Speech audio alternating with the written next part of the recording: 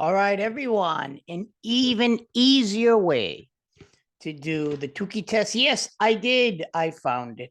Am I a genius? Why, yes, I am. This is the amines as we did before. There were actually 2 steps, but I was fooling around with it and I figured out this way. So as you might remember, we were doing fish. So you have the mode of fishing. This is multinomial. You had charter, boat, pair, should be harbor.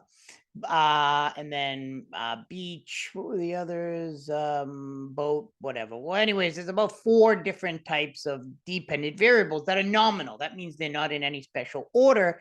And then we were running income on them. So I called this one more fishing, right? Not Jaws, Nemo, or anything else, but just more fishing because we're doing more fishing because that's a pretty decent data set that I got from the MLogit.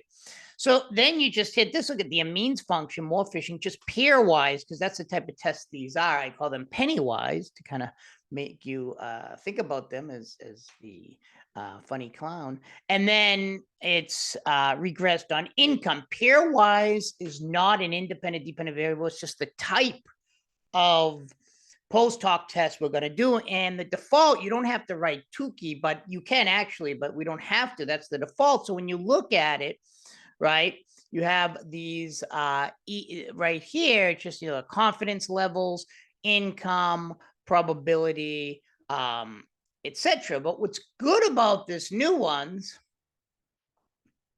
let's take a look, is, as you can see, that's not a income.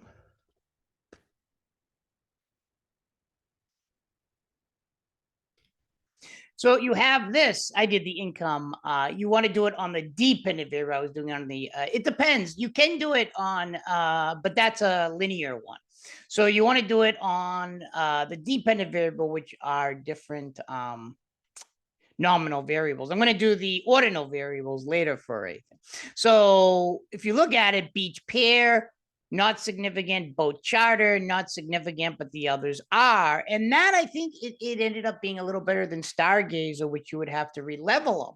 So this is a really good way. And as you notice, it's the Tukey method, right? Turkey on acid.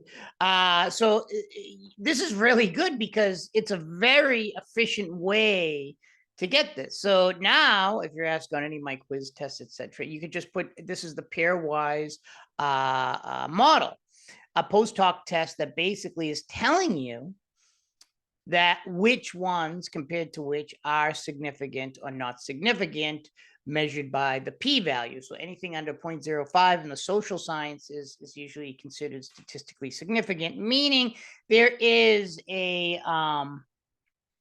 relationship between these, beach and pair, if you have higher income, lower income, etc. So beach and pair, you see not much, right? Obviously, if you're on the beach or in the harbor, it's similar. But you see, obviously, you're going to have more income if you have a boat, right, than you would with a beach. And then obviously boat and charter, there's not much difference there.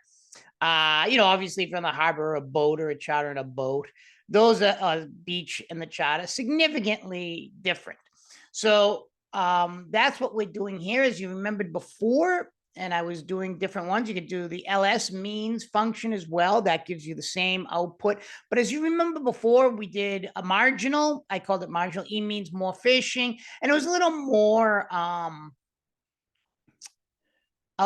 complex, a little more intricate the way we did it here. The marginal, then you put in means, and then the whatever you called it, I called it marginal. And then I put in the pairs function, and we got the same exact information by doing it just here, which is a lot more efficient. And that's what I like about R. R is a program, for statistics made by statisticians. So I think unlike Python and others, there's always these, ideas of how do we make this more efficient as a model.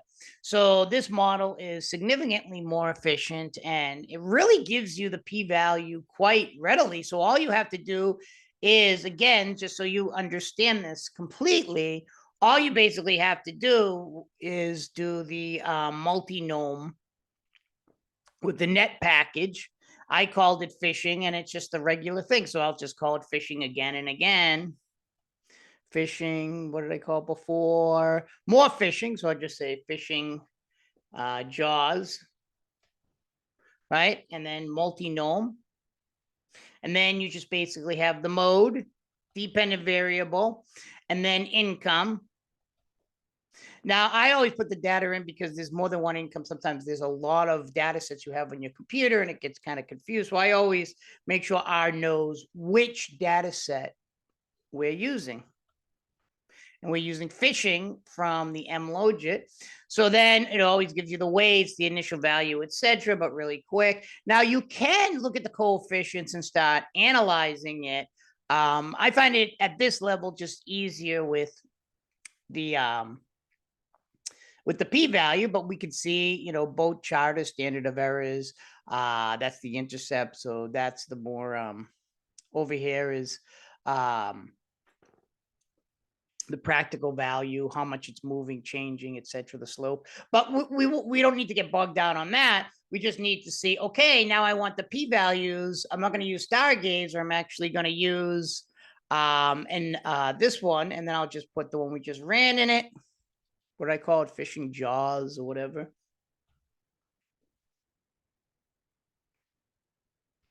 So there you go, same exact thing. So that's how you're doing the model, a much more efficient model than we were doing before. So I hope you enjoy that. More efficiency, much better. We can do the Tukey test in fewer steps. Take care, everyone.